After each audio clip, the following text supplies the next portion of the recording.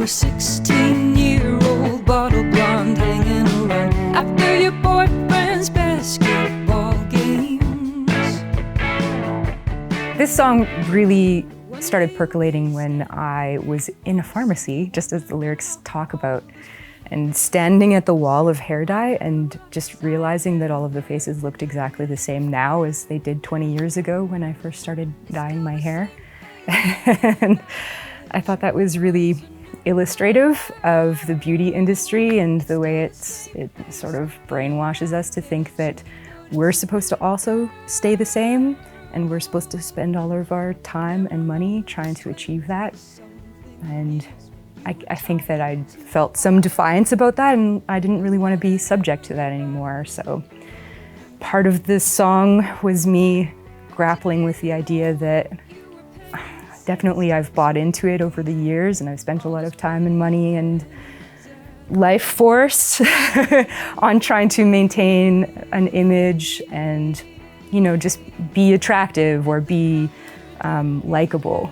And how much of that is wasted really when you have bigger goals and when it's not working towards your purpose.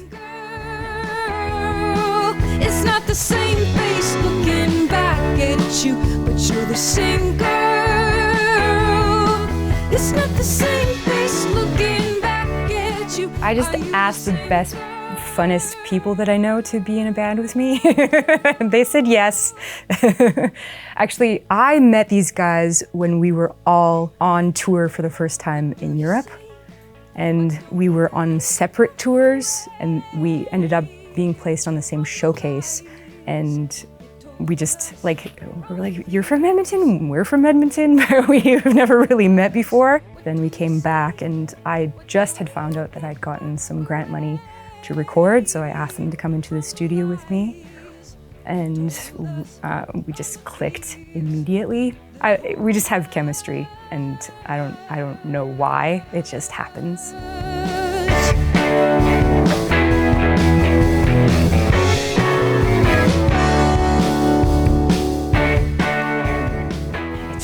It just feels like a really good fit. So I don't really tell them what to play. I show them my song, and they almost always just play something cool that I really like. And that is what is on this recording here. When I heard the demo that they sent me was already sounding really good. It's one of those songs that's conveying an important message, but it's also comes across musically like a party song. Yeah. Which I really like.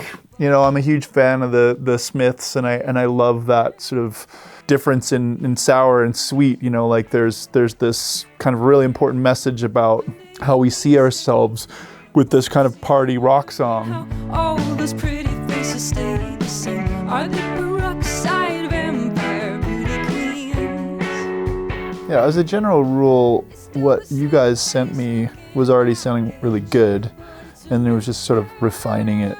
Because like Colleen's vocals and lyrics are also thoughtful, and she has such a beautiful, engaging voice that you could frame it with pretty much anything and just not want to step on the toes of the story. And my approach to the music on this, like in terms of sort of focusing the music, was just making sure that all the parts were distinct and were leaving enough space for the story.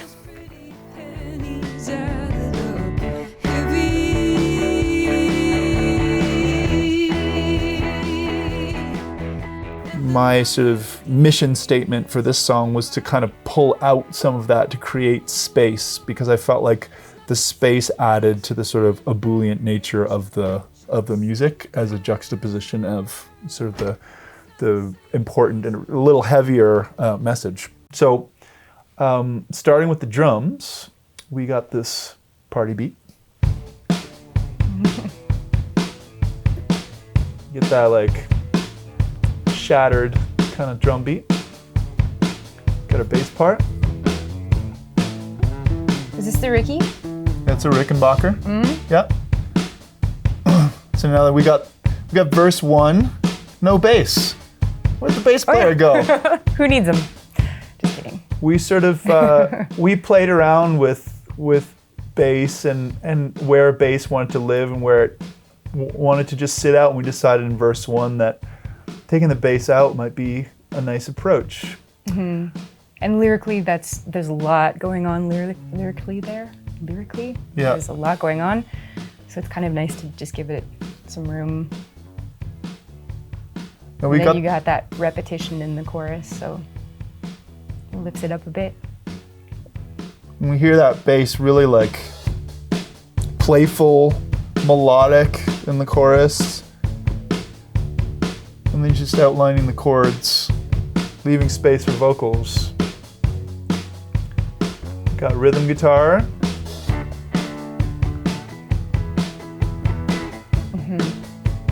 We tried a bunch of different amps for this, I think. Yeah, this is the first one. I think we settled on the Gibson amp on this one. Mm-hmm. Pre-chorus opens up. Then we get Keith Richards steps in, Trevor Richards. He's got that like sparkly tone. We worked at sort of having slightly contrasting tones in the guitars so that we could kind of, you know, differentiate them in the sonic sphere, and that worked really well. So let's hear the vocals. We doubled the vocals on this, and by we I mean Colleen.